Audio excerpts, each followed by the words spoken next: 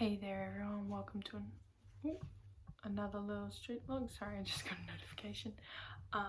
Today is the log for the 17th of March 2020, and I'm gonna jump right into it because we actually had a lot of conversations today, so I'll try and keep out the random ones. First chat was with a gal. She thought she would get to heaven because she was a good person, figured that God would just forgive us but couldn't tell me why, and then she kind of just left after that.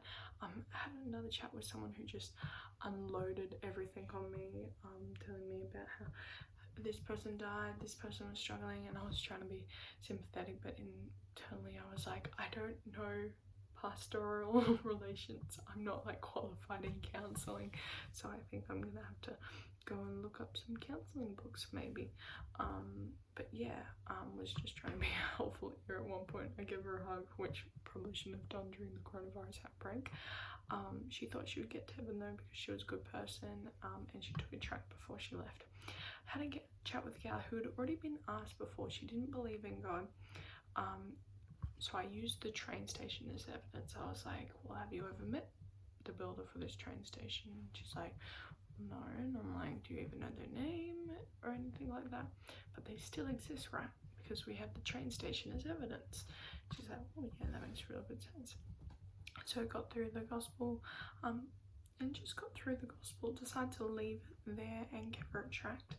Had a chat with a gal who has some Christian beliefs. She believed that she would get to heaven because of her good works, and I kind of showed her how that wouldn't work.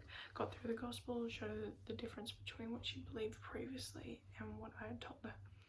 Had a gal who said that asking for forgiveness would get her to heaven, and she was kind of like, oh, but I'm like not pure enough.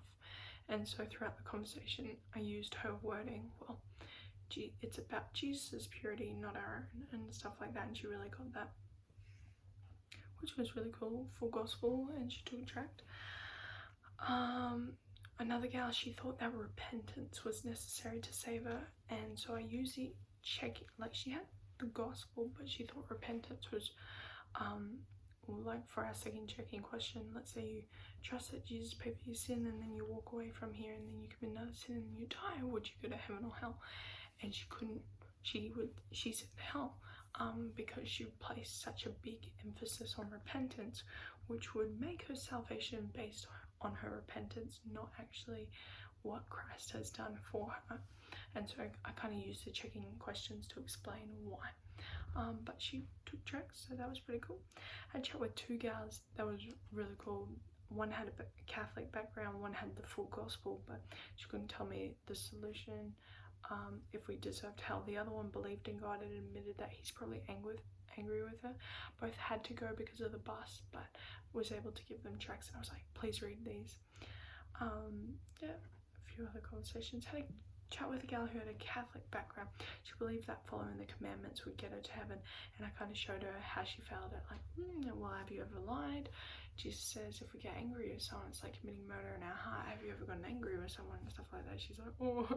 Got through the gospel though. It was a little difficult, but hopefully she got it by the end and she took a tract. What was really cool, my highlight of the night, was a chat with two gals. So one of them had already been chatted to and understood the gospel, and the other one I mostly focused on throughout. They both understood the gospel. One of them wasn't sure when she would trust, but she was aware that she would have to take her own punishment, and the other girl's like, I've been saved, now it's your turn, and stuff like that, which was really cute. Had a chat with a Muslim gal, really solid chat, kind of really questioned her about God's justice. She really recognized that the God that she made or had been taught wasn't actually truly just. If he's just forgiving her sins, who takes that punishment? And I used the $20 analogy. If you steal $20 from me, and even if you ask for and you can't pay it back, even if you ask for forgiveness, you come to me, you're sorry about that, and I say, hey, I forgive you, I'm still out of $20. So who takes that punishment? Same thing with God. You know, someone has to take the punishment for God to be just, because he promises us that. He promises by no means will he let no guilty sin go unpunished.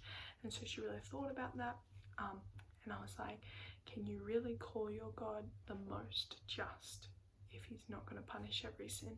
And so she really thought about that. But yeah, promised her the answer in the track. Didn't get to the full gospel, unfortunately, but hey, get as far as I can. Final chat was with a gal who had a Seventh-day Adventist background. She thought it was all based on good works, but she still kind of knew the way in a sense. But we went through the gospel, checking questions, and I contrasted that with the SDA gospel and what the Bible talks about. And I encouraged her to read Romans 3, 4, and 5, and she said she would. So thanks heaps for watching. Please pray for everyone involved, and see you around.